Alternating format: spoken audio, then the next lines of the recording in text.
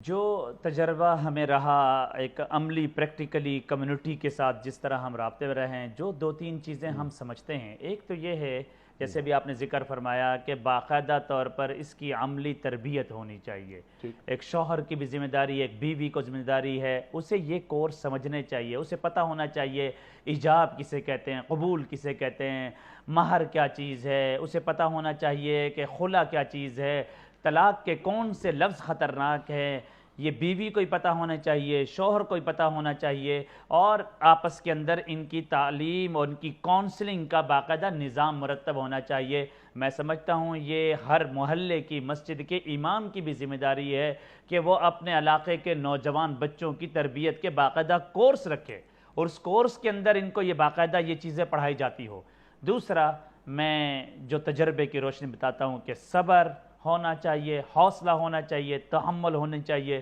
بردباری کے ساتھ ساتھ زبان کو کنٹرول رکھنا چاہیے۔ ایک بہت بڑا فتنہ پیدا ہو جاتا ہے کہ زبان کینچی کی طرح استعمال ہوتی ہے، وہ دوسروں کے دلوں کو تباہ کر دیتی ہے۔ بعض دفعہ ہماری عورتوں کی طرف سے بڑے سخت الفاظ استعمال ہو رہے ہوتے ہیں، بعض دفعہ ہمارے مردوں کی طرف سے، اور تانے دیے جاتے ہیں۔ اور یہ بتا دوں کہ یہ جو گھروں میں تانا دینے کا بعض دفعہ شوہر یہ کردار ادا کر دیتا ہے کہ وہ اس کے پچھلے خاندان کے کسی پرانے واقعے کو زندہ کرے گا، اور بیوی بھی کوئی پرانے واقعے کو وہ زندہ کریں گی، اس پرانے بات کو بار بار دہرا کر وہ اپنے دلوں کو خراب کریں گے، اور ایک وقت پھر وہ نوبت آ جائے گا کہ اس نوبت پر کہ یہ گھر ٹوٹ جائیں گے۔ رسول اللہ صلی اللہ علیہ وسلم نے عزت کرنا سکھایا ہے، احترام کرنا سکھایا ہے۔ آپ کا وقت ختم ہو رہا ہے، میں صرف ایک چھوٹی سی حدیث آپ کے سامنے بیان کر کے بات کو ختم کرتا ہوں۔ ایک مرتبہ ایک بوڑھی خاتون نبی اکرم صلی اللہ علیہ وسلم کے پاس آتی ہے،